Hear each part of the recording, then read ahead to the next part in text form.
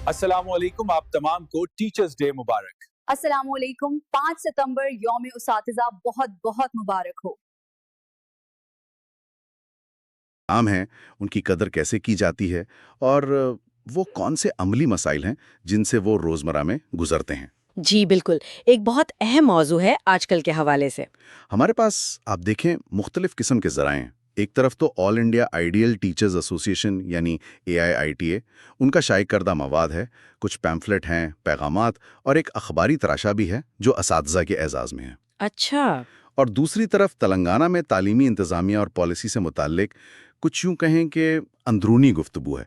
ये हमें तेलुगु ज़बान में व्हाट्सएप पैगामात की शक्ल में मिली है। ओ, तो ज़बान का फ़र्क भी है, ये दिलचस्प है। जी हाँ, तो आज हमारा मकसद ये है कि इन तमाम पहलुओं को समझा जाए।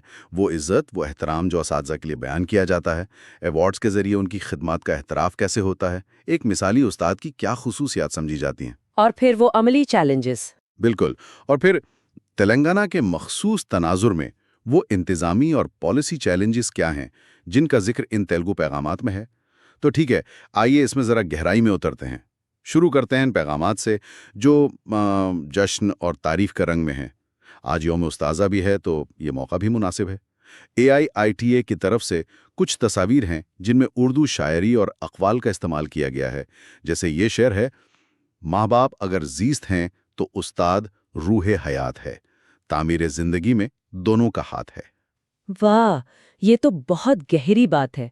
उस्ताद को जिंदगी की रूह करार देना, वालिदैन के बिल्कुल बराबर। जी, ये उस्ताद को बहुत ऊंचा मुकाम दे रहा है। ये सिर्फ एक तारीफ नहीं, ये एक तरह से उस्ताद को रूहानी रहनुमा के तौर पर पेश कर रहा है। और ये ख्याल मेरा ख्याल है बार बार आता है ना? एक और पैगाम में भी कुछ ऐसा ही था शायद। हाँ, एक और पैगाम में कहा गया है, उस्ताद की मिसाल एक चिराग की तरह होती है जो दूसरों को रोशनी देने के लिए खुद को जलाता है। बिल्कुल।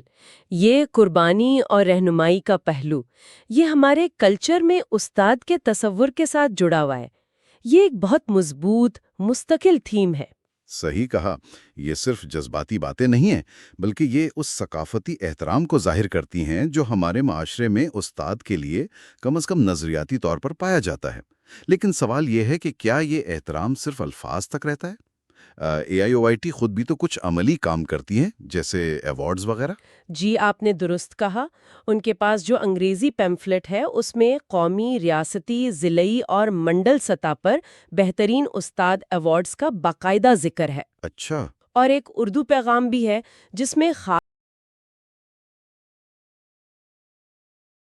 लेकर मुबारकबाद दी गई है। हाफिज महबूब अली साहब, ख्वाजा निजामुद्दीन साहब और कुछ और नाम भी हैं। तो ये एक तरह से रस्मी पहचान है। बिल्कुल। ये अवार्ड्स ज़ाहिर है हौसला अफजाई का काम करते हैं। पैम्फलेट में ये भी लिखा है कि इनसे जिम्मेदारी का एहसास बढ़ता है और असातिज़ा के इल्म में इजाफे और उनकी सेहत के लिए दुआ भी की गई है। तो एक तरफ ये बुलंद मुकाम, रूहानी वालदैन जैसा दर्जा, और दूसरी तरफ अवार्ड्स के जरिए रस्मी पहचान। लेकिन एक मिसाली उस्ताद आखिर होता कैसा है? उसकी खूबियां क्या होनी चाहिए? उस पर भी एक दिलचस्प नुक्ता नज़र हमें मिला है एक उर्दू अखबारी तराशे में। उन्वान है, उसवे हसना की रोशनी में एक अच्छे उस्ताद के औसाफ। हाँ, ये मजमून अहम है और ये सिर्फ पढ़ाने की टेक्निक या वो निसाब मुकम्मल करने की बात नहीं करता। नहीं, बिल्कुल नहीं। ये किरदार और शख्सियत पर बहुत ज़्यादा जोर देता है। जो सबसे पहली और अहम बात कही गई है वो ये है कि उस्ताद खुद एक अमली नमूना हो। वो जो कहते हैं ना, अमल से बनती है जिंदगी, सिर्फ कहना काफी नहीं। ये नुक्ता वाकई बहुत अहम है, सिर्फ जुबानी नसीहत। बिल्कुल। मजमून में दूसरी खूबियां भी गिनवाई गई हैं। इल्म तो जाहिर है बुनियाद है, वो तो होगा ही, लेकिन उसके साथ खुलूस, हमदर्दी, सब्र। जी, और तुलबा की नफ्सियात को समझना ये भी बहुत ज़रूरी है। हाँ, और ख़ुद भी मुसलसल सीखते रहना, ये नहीं कि बस डिग्री ले ली और हो गया। तो ये मेयार तो बहुत बुलंद रखा गया है।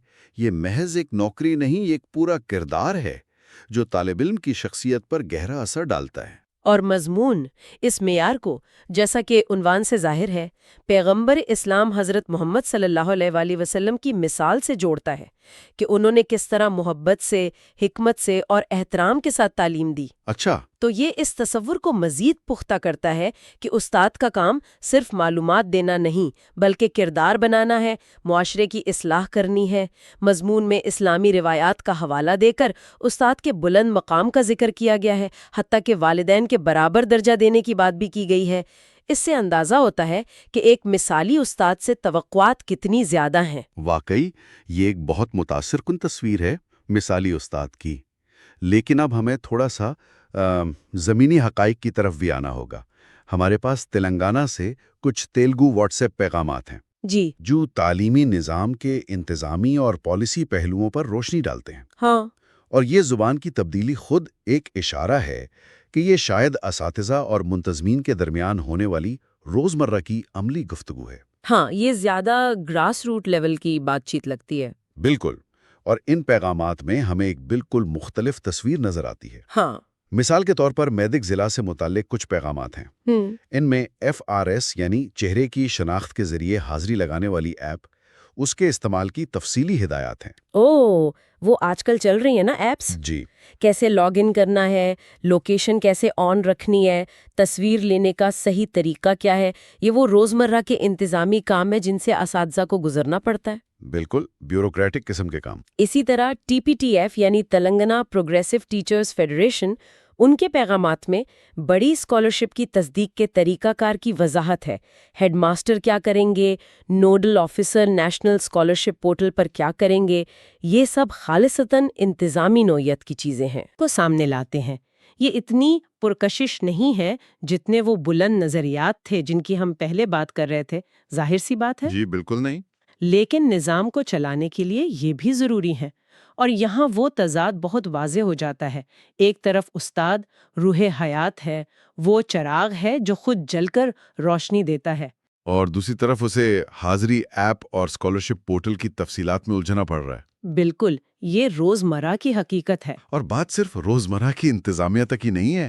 AITA تلنگانہ کے جو پیغامات ہیں ان میں ریاست کی تعلیمی پالیسی سے متعلق زیادہ بڑے مسائل پر بھی بات کی گئی ہے۔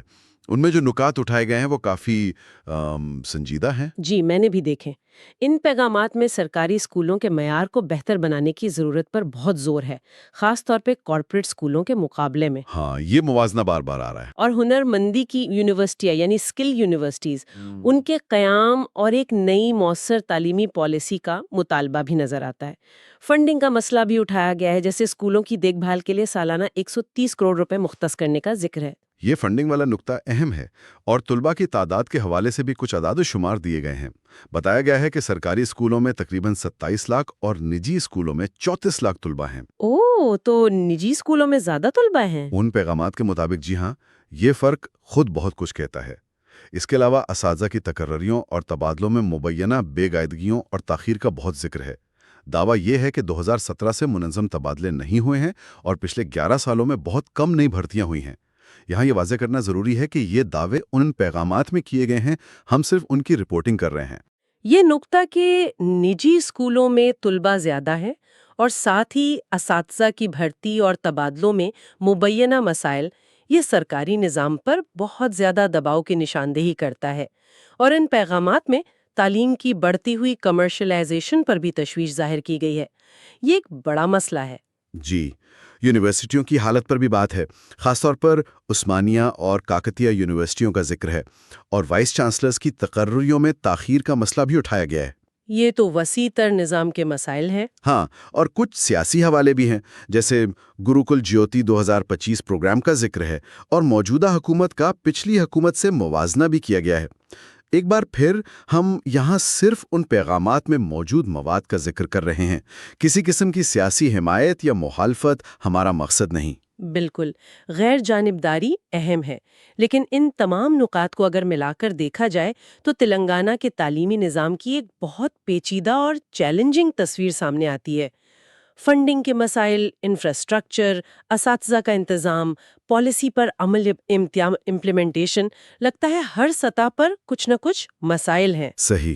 اور یہ زمینی حقیقتیں، یہ انتظامی جھمیلے، یہ سیاسی بحثیں، یہ ان بلند و بالا نظریات اور تعریفی کلمات سے کتنی مختلف ہیں جو ہم نے IETA کے دوسرے مواد اور اس اخباری مضمون میں دیکھے تھے۔ تو کیا ہم یہ نتیجہ اخذ کریں کہ وہ جو مثالی استاد کی تصویر ہے وہ صرف ایک آئیڈیل ہے، ایک خواب ہے، یا یہ کہیں کہ یہ انتظامی اور پالیسی مسائل اس مثالی کردار کو نبھانے میں سب سے بڑی رکاوٹ بن جاتے ہیں؟ یہ ایک مشکل سوال ہے، شاید دونوں باتوں میں کچھ نہ کچھ سچائی ہے۔ دیکھیں، ان پیغامات میں صرف شکایات نہیں ہے، ان میں تعلیمی اصلاحات کے لیے ایک واضح تڑپ اور وکالت بھی نظر آتی ہے۔ ہاں، یہ بات بھی ہے۔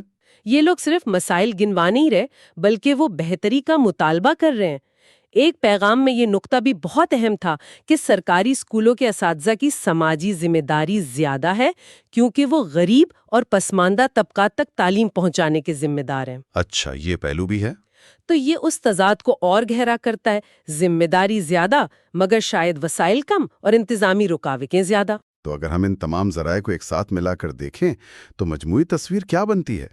ایک طرف استاد کے لیے گہری عزت ہے، بلند ترین نظریات ہیں، قربانی، روشنی، کردار سازی، رسمی طور پر ایوارڈ سے پہچان بھی دی جا رہی ہے۔ جی، لیکن دوسری طرف کم از کم تلنگانہ کے اس تناظر میں جو ہمیں ان پیغامات سے نظر آیا، وہاں انتظامی پیچیدگیاں ہیں، پالیسی پر سخت بحثیں چل رہی ہیں، اور نظام میں ایسی خامیاں ہیں جن سے اساتذہ روزانہ کی بنیاد پر نبرد آزما ہیں۔ بالکل درست۔ یہ ذرائع ہمیں دکھاتے ہیں کہ استاد ہونا ایک کثیر جہتی حقیقت ہے۔ یہ صرف کلاس روم میں کھڑے ہو کر پڑھا دینا نہیں ہے، یہ باوقت ایک قابل احترام شخصیت ہونا ہے، ایک انتظامی کارکن ہونا ہے، اور بعض اوقات پالیسی کی جنگ میں ایک سپاہی بھی ہونا ہے۔ وہ شائلانہ تعریف سے لے کر حاضری ایپ کی ہدایات تک، یہ سب استاد کی زندگی کا حصہ ہے۔ اور یہ جو تضاد ہے، معاشرے کی بلند توقعات اور نظام کی عملی رکاوٹیں، یہی شاید آج تدریسی پیشے کا سب سے بڑا چیلنج ہے۔ اس ساری گفتگو کے بعد ایک آخری سوال ذہن میں آتا ہے جس پر شاید ہمیں اور سننے والوں کو سوچنا چاہیے۔ ہم نے دیکھا کہ معاشرہ استاد سے کیا کچھ امیدیں رکھتا ہے، وہ کردار بنائے، معاشرہ سنوارے، روشنی پھیلائے، وغیرہ وغیرہ۔ جی، لیکن ان انتظامی اور پالیسی رکاوٹوں کو دیکھتے ہوئے جو ان کے راستے میں کھڑی ہیں، اس عظیم ذمہ داری کو مؤثر طریقے سے پورا کرنے کے لیے انہیں حقیقت میں عملی طور پر کس قسم کے ٹھوس، قابل اعتماد امدادی نظام اور وسائل کی ضرورت ہے؟ کیا محض تعریف اور بلند القاب کافی ہیں؟ یہ ایک سوچنے کی بات ہے۔ یقیناً یہ ایک اہم سوال ہے۔ آج کے اس جائزے میں اتنا ہی۔ سننے کا بہت شکریہ۔